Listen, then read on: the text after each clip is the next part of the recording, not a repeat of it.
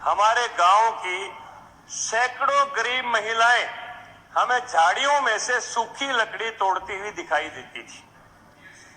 खाना पकाने के लिए तोड़नी पड़ती।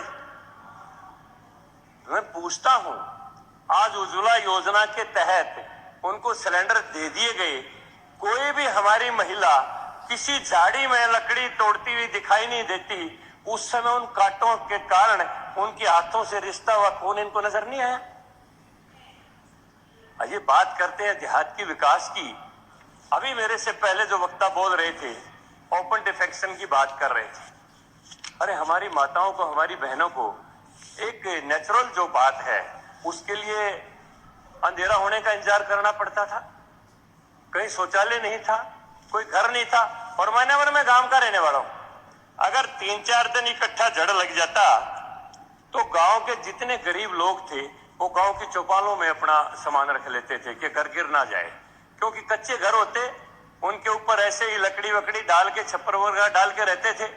ये नरेंद्र मोदी जी का और कांग्रेस का डिफरेंस तो तभी नजर आएगा ना, जब भी तो पता चलेगा कि पहले क्या था, अब क्या हुआ। अगर पिछली बात हम बताएंगे नहीं तो आज के वातावरण में और पिछले वातावरण में अंतर क्या आया इसका पता नहीं चलेगा।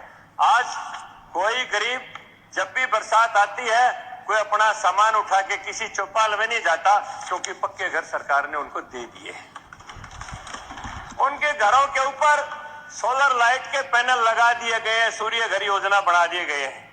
उनके घरों के अंदर नल से जल पहुंचा दिया गया है। उनके घरों के अंदर उज्ज्वला योजना के तहत सिलेंडर पहुंचा दिए गए हैं। ग्रामीण विकास इसी को बोलते हैं मान्यवर। और मान्यवर, एक बात मैं ऐसी कहूंगा, अब आप कहेंगे कि इससे ग्रामीण विकास का क्या ताल्लुकात है। 14 सितंबर 1949 को जिस समय संविधान सभा बैठी हुई थी, राजभाषा के ऊपर एक बहस चल रही थी। और 14 सितंबर जिसको हम हिंदी दिवस के रूप में मनाते हैं, उस समय तत्कालीन प्रधानमंत्री जी ने हिंदी को राजभाषा के रूप में लागू नहीं होने दिया गया। 15 साल के लिए अंग्रेजी का इसी तरह प्रचलन रखने की एक प्रथा का इजाजत दे दी गई संविधान सभा में 14 सितंबर 1949 को।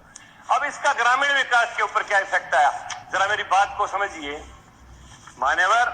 अगर उसी दिन यूपीएससी के एग्जाम में प्रदेशों के, जैसे हरियाणा में एचपीएससी कह देते हैं, यूपी में यूपीएससी कह देते हैं, उनके एग्जाम में अपनी स्वदेशी भाषा, जो भी उस प्रदेश की भाषा हो, अगर तमिलनाडु में है तो तमिल में जवाब देने का हक मिले, कर्नाटक में है तो कन्नड़ में जवाब देने का हक मिले, हरियाणा, उत्तर प्रदेश, बिहार, उत्तराखंड, मध्य प्रदेश है तो उसमें हिंदी हमारी भाषा है, हिंदी में उत्तर देने की इजाजत मिले। अगर यूपी के एससी के एग्जाम में अंग्रेजी की अनिवार्यता खत्म हो जाती और उसी दिन जिस दिन देश आजाद हुआ था हिंदी इस देश में लागू हो जाती, तो कितने देहातों के लाखों नौजवान हमारे आज आईपीएस और आईएएस बन जाते। क्योंकि भाषा उनके सामने बाधा नहीं रहती, भाषा उनके सामने से बाधा के रूप में खड़ी रही। कैलिबर की क्वालिटी की कमी नहीं थी, लेकिन भाषा की बाध्यता थी, क्योंकि अंग्रेजी के अंदर वो परफेक्ट नहीं थे। और उसका एक सबसे बड़ा कारण क्या हुआ, जब लोगों ने देखा कि इस भाषा के कारण, अंग्रेजी के कारण ही बच्चे हमारे अफसर बनेंगे, तो लोगों ने मिशनरी स्कूल में बच्चों को डालना शुरू कर दिया। हमारे देश की संस्कृति भी चली गई, देश की सभ्यता भी चली गई, देश का गणित भी चला गया, देश के संबंध भी चले गए।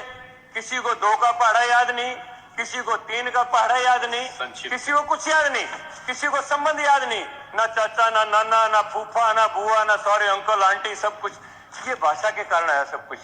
मान्यवर, देहात का भला किस तरह से, कितने, मैं उनमें नहीं जाना चाहता कि आंकड़े मेरे से पहले बोलने वाले ने बहुत बताए, लेकिन मान्यवर कुछ बातें ऐसी हैं जिनको सोचना बहुत जरूरी है। मान्यवर देखिए, मैंने एक थोड़ी सी अपील की थी कि मैं वाजपेयी यहाँ पर बैठे नहीं।